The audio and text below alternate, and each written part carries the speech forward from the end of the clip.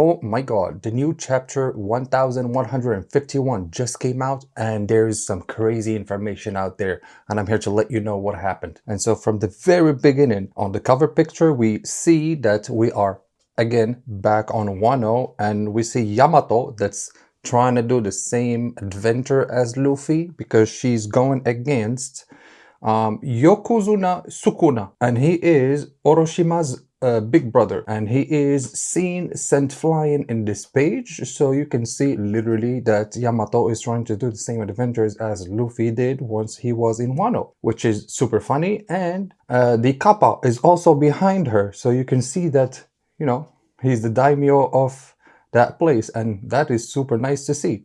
But right as you jump to the first page, we are back on track, back on the demons and all of that.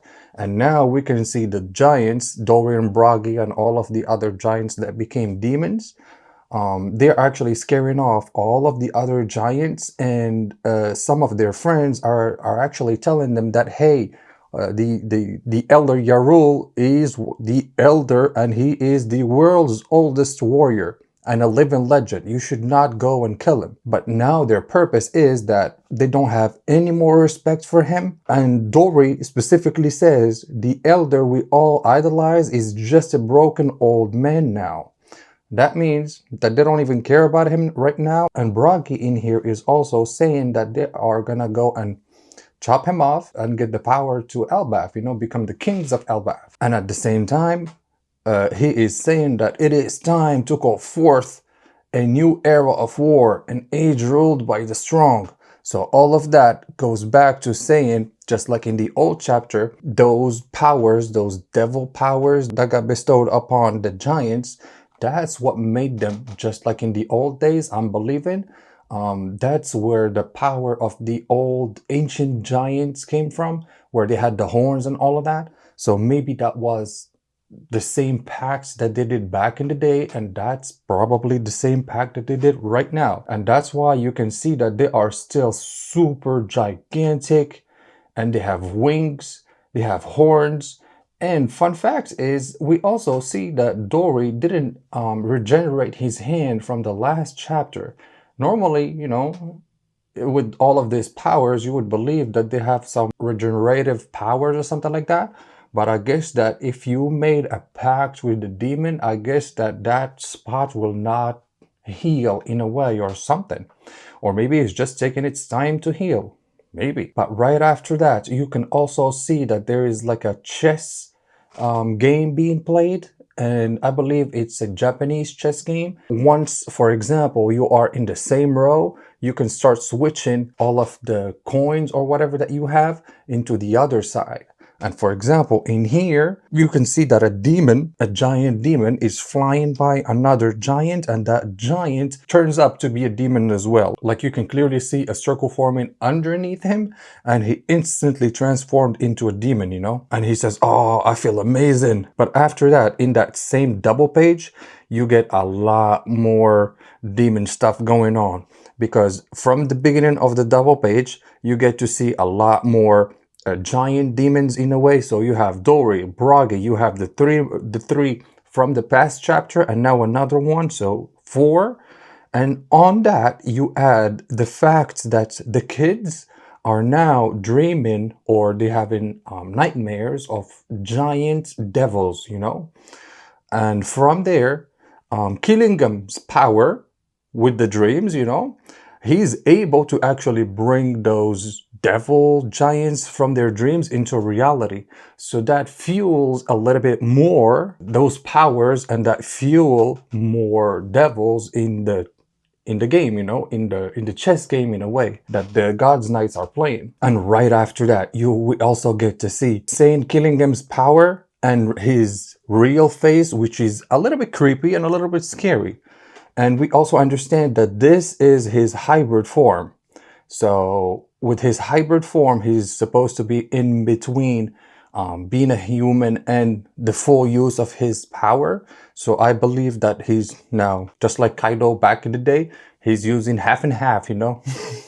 But from here, you can see that he's saying, rampage to your heart's content, my dream demons. Elbaf, this is your doing. You brought these monsters into you. And as he's saying that, you can see some weird creatures around him, like an eagle or something like that. And right on top of it, like a face of something like a bear, I believe, probably. And at the same time, you can see that he is carrying two weapons. One is a trident on this side, and on the other side, he's got like something where he can blow like sound. And I wonder what that is for, but I guess we're going to be seeing in the next chapters what those powers can do.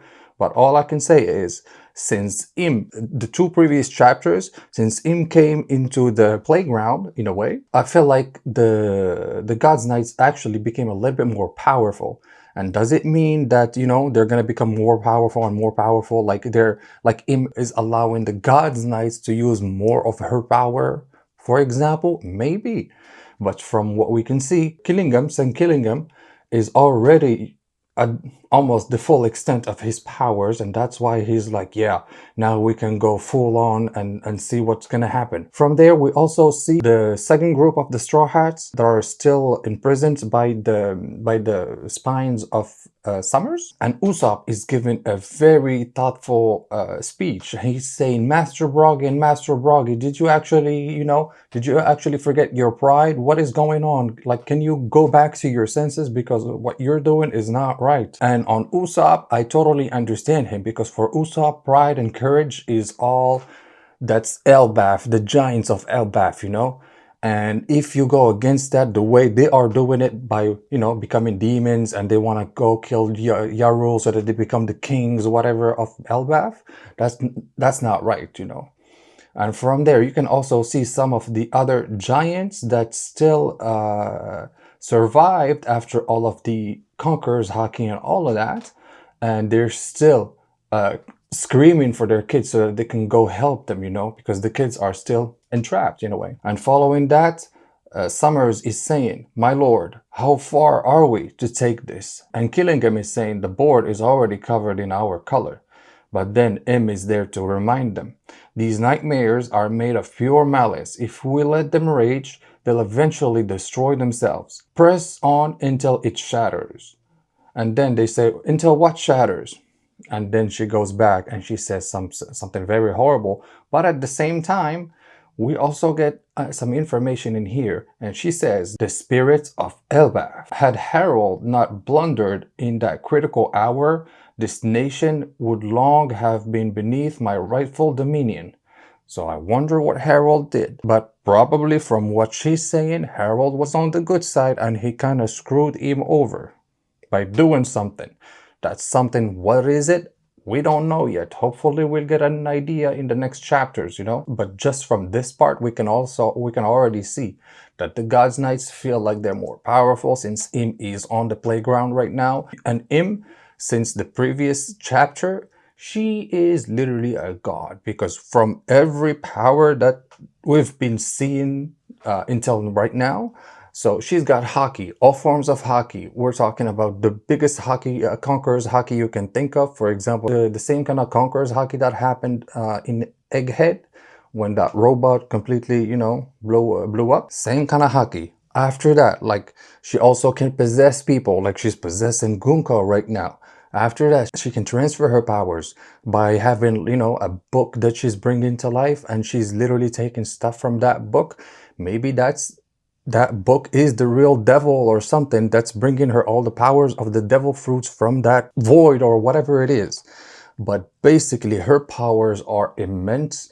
And we can clearly see that, in a way, she's a god in One Piece. But jumping up from there, Chopper is actually going flying to catch Scooper Gaban, because Scooper Gaban is still falling into the realm of the dead. And you can see that he's got still those arrows in him. And right as they're falling, Chopper took one of his forms that grow very big so that he can catch Scopper right before the ground. And on the same page, we have Luffy, Zoro, we have Loki, we have Hashirudin, and Sanji, of course, with some of the other giants.